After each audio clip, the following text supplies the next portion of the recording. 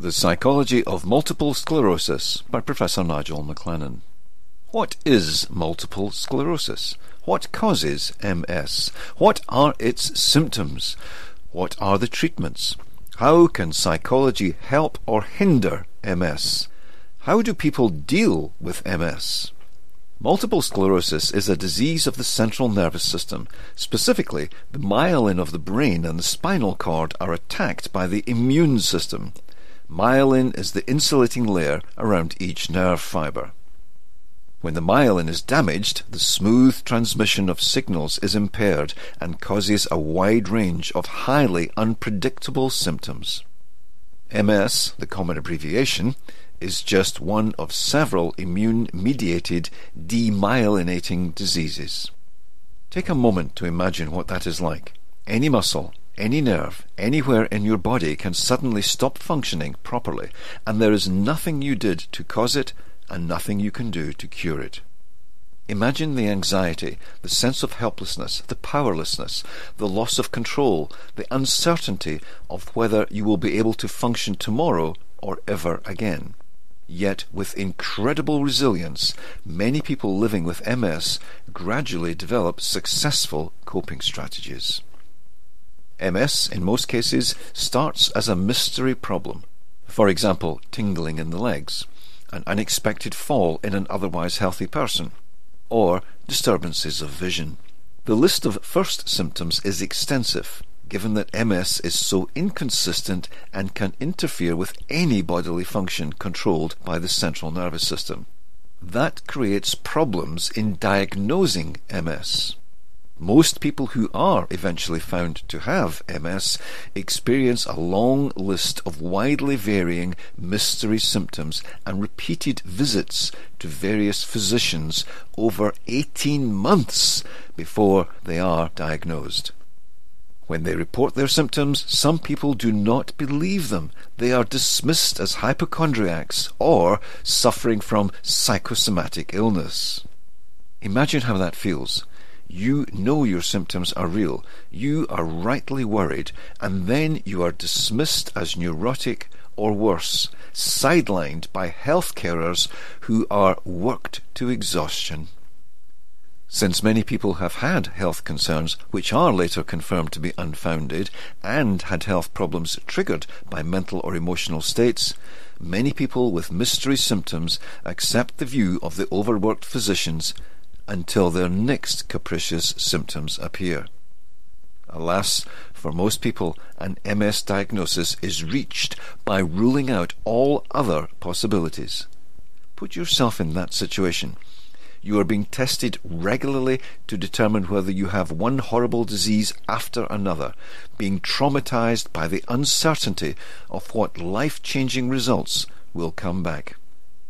Eventually, one day, the life-changing diagnosis of MS is given. Then there is the further uncertainty of what kind of MS. What will it do to you? What life will you have? How long have you got? 4 types of multiple sclerosis. Perhaps the word types is not quite right, since we don't understand the causes of MS, and as such, types implies knowledge that we do not have. The phrase more accurately used is disease course. Clinically isolated syndrome. That is where a person suffers inflammation and demyelination of a part of the central nervous system. If an MRI scan reveals brain lesions with MS characteristics, that person has a higher possibility of going on to receive an MS diagnosis than someone who has no or few lesions in the brain. Take a moment to consider the psychological impact of losing the use of your right leg for reasons unknown, and then full functioning is restored a day later. What would that do to your confidence, to your optimism for the future? One of the most difficult to deal with aspects of MS is the unknown, the loss of control, the inability to trust your body. If we want to learn how to deal with uncertainty, people with MS can give us good advice. Relapsing Remitting Ms, RRMS. It accounts for around 80% plus of cases. The RRMS course consists of intermittent attacks or relapses and periods of remission which can appear as full or partial recovery. The duration and severity of attacks and the period and level of recovery vary for each person and from person to person. Secondary Progressive MS, SPMS. Some people on the RRMS course experience deterioration to the point where the SPMS course seems more prominent. SPMS has most of the same characteristics as RRMS, with the main difference being the progressive accumulation of disability. There are periods where there appears to be no progression in the disease. Primary Progressive MS, PPMS. On the PPMS course, there is intermittent deterioration from the time of the first symptoms. There are periods with progression and without progression. The disease is stable, and for a time there is no further deterioration, and then further deterioration occurs. Around 15% of people with MS experience the primary progressive course. Globally, there are approximately 2,300,000 people who are diagnosed with MS.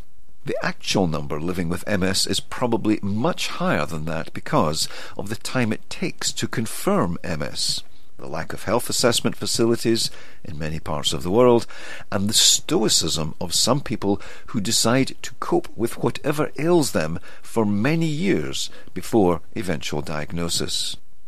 Only 4 to 5% of MS cases are in children, for reasons unknown.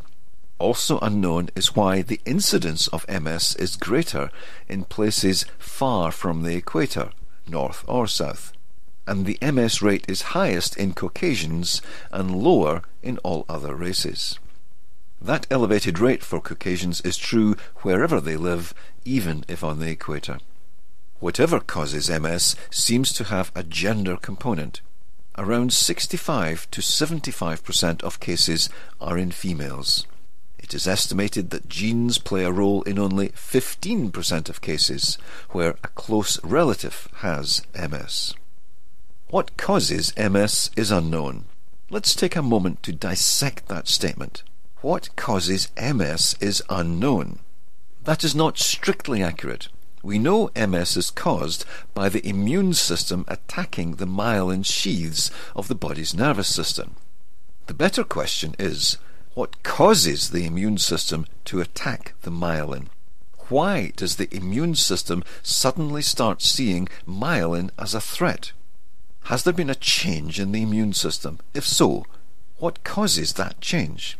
Has there been a change in the myelin? If so, what causes that change? Or is there some mediating variable?